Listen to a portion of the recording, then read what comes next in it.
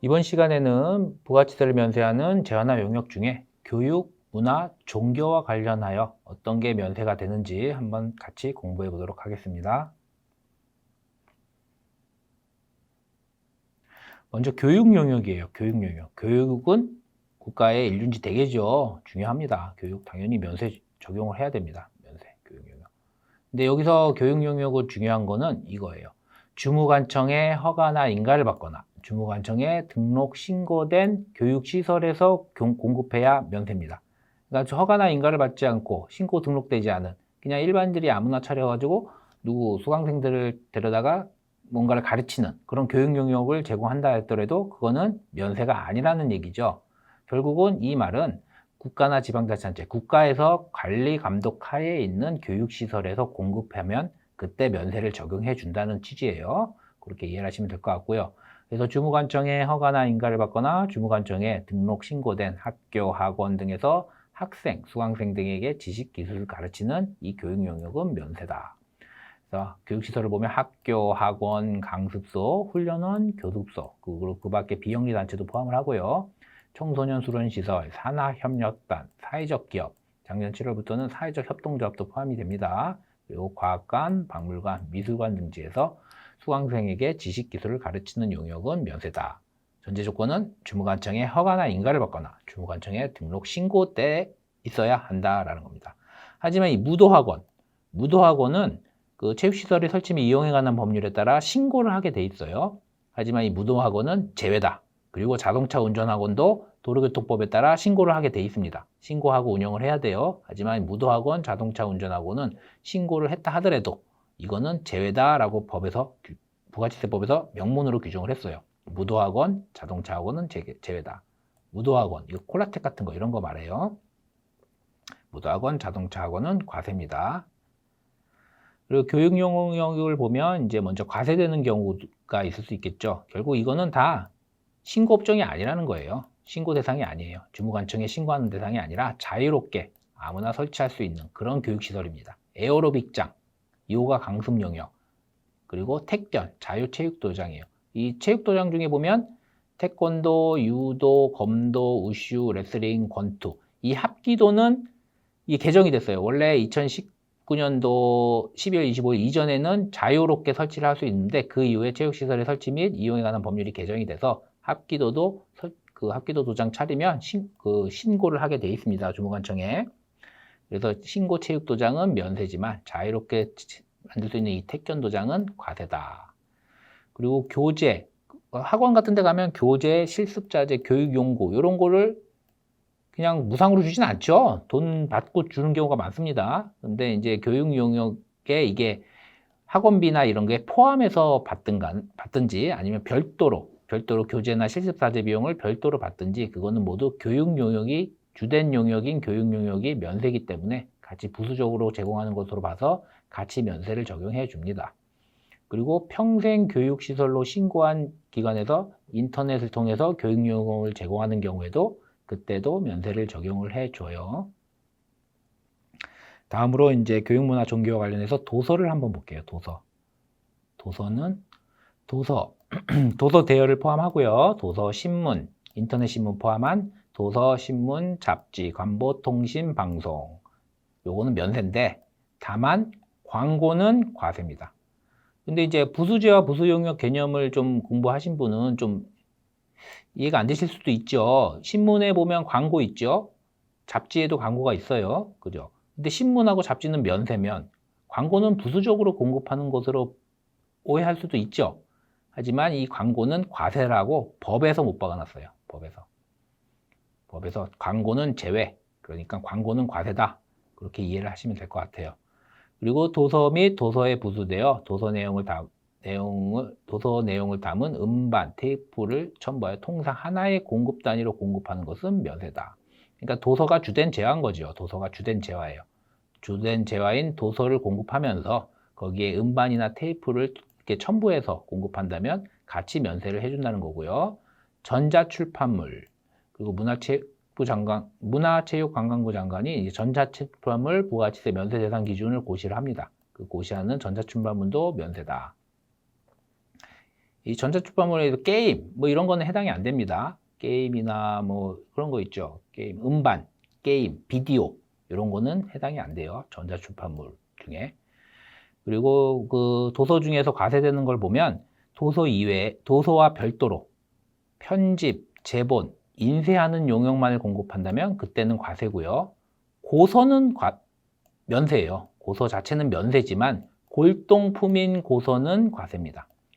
그러니까 골동품이라는 게 고서라는 말이 옛날 책이라는 얘기죠. 옛날 책. 옛날 책이라고 해서 과세를 적용하는 게 아니라 면세가 적용되지만 골동품이기 때문에 다시 과세가 되는 거예요. 골동품은 관세율표 9706호의 것에서 제작한 지 100년을 초과한 것을 말합니다. 이 골동품이 들어가면 대부분 다 과세더라고요. 뒤에 나오겠지만 그 예술 창작품 같은 경우도 골동품은 과세입니다. 그리고 일일 학습지도 도서에 포함이 되는 것으로 봐서 같이 면세를 적용해 줍니다. 예술 창작품을 한번 볼게요. 예술 창작품. 예술 창작품. 예술행사, 문화행사, 아마추어 운동경기는 면세다. 그래서 예술 창작품을 보면 요 5가지만 해당이 됩니다. 미술, 음악, 사진, 연극, 무용.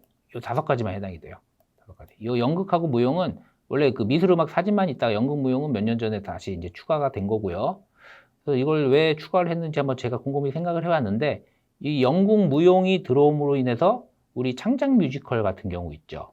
창작 뮤지컬. 뮤지컬은 음악, 연극, 무용, 종합예술 같은 경우죠. 그래서 같이 면세가 적용되려고 하지 않았을까라는 이거는 뭐 공식적인 건 아니고 제 개인적인 사견입니다. 그래서 어쨌든 미술, 음악, 사진, 연극, 무용인 예술 창작품은 면세다. 하지만 창작품을 모방해서 대량으로 제작하는 경우 예를 들어 그 유명한 모나리자 그림이라든가 그 고흐의 별이 빛나는 밤에 뭐 이런 그림을 막 수천 장, 수만 장 찍어서 막 판매하는 경우 있죠. 이런 경우에는 과세라는 거고요. 그리고 앞서 도서에도 말씀드렸다시피 골동품은 과세 해당이 됩니다. 그리고 예술행사, 문화행사는 중요한 게 영리를 목적으로 하지 않는 행사여야 됩니다. 영리를 목적으로 하지 않아야 된다. 행사 주체와는 무관하게 영리를 목적으로 하지 않아야 된다. 예를 들어 이제 지방자치단체나 국가기관에서 공식 후원하거나 그 수익금이 그 주최 측으로 기속되면 안 되고 그 수익금을 아니면 전액 기부를 한다든가 이런 식으로 해서 영리를 목적으로 하지 않는 행사여야 된다. 그런 경우에 면세가 적용이 되고 그리고 아마추어 운동경기, 대한체육회와 국기원에서 주관하는 비영리 경기, 승단, 승품심사 등 이런 경우에도 면세를 적용하는데 아마추어 운동경기니까 프로 운동경기는 과세겠죠. 프로 경기는 과세예요. 그리고 흥행단체 등이 흥행 또는 운동경기 등과 관련하여 받는 입장료, 광고료, 방송 중계권료 이런 거는 과세를 적용합니다. 흥행단체가 끼어서.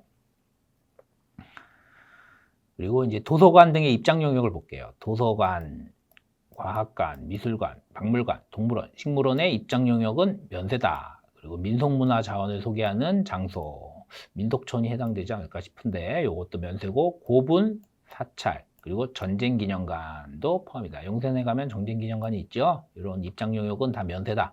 다만 오락 및 유흥시설과 함께 있는 동물원, 식물원, 해양수족관은 과세입니다.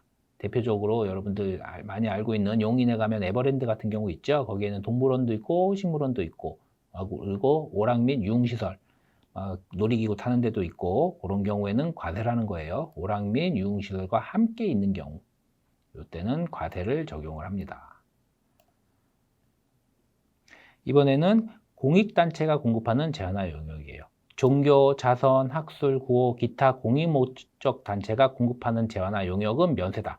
이 공익단체가 공급한다고 해서 무조건 면세가 아니에요. 이거는 주로 실비, 무상입니다. 한번 볼게요. 허가 등을 받은 공익단체가 고유 목적 사업을 위해 일시적으로 공급하거나 무상 또는 실비로 공급하는 경우에 면세입니다. 그게 아니라 계속 사업으로 수익 금액이 발생하는 그런 계속 사업을 한다면 그때는 과세예요. 고유 목적 사업을 위해 일시적으로 공급하거나 무상으로 또는 실비로 공급하는 경우 면세고요. 그리고 공익단체 중에 학술연구단체, 기술연구단체가 해당 연구와 관련하여 역시 실비 또는 무상으로 공급하는 경우에 면세가 적용이 됩니다.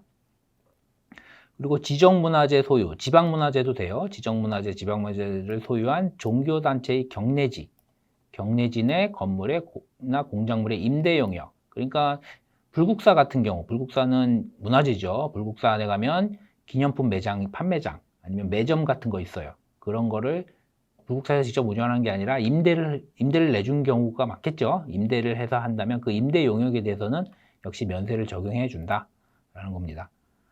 공익 목적으로 기숙사를 운영하는 사업자가 역시 이것도 실비 무상으로 공급하는 음식 용역, 숙박 용역, 실비 무상입니다. 그리고 저작권 위탁업자가 저작권자를 위해서 실비 무상으로 공급하는 신탁관리 용역, 요게 면세가 됩니다. 뭐 음악 저작권 협회 뭐 이런 게 있죠. 배우 저작권 협회, 작가 저작권 협회 뭐 이런 협회들이 있어요. 거의 신탁관리 용역도 면세를 적용을 해준다.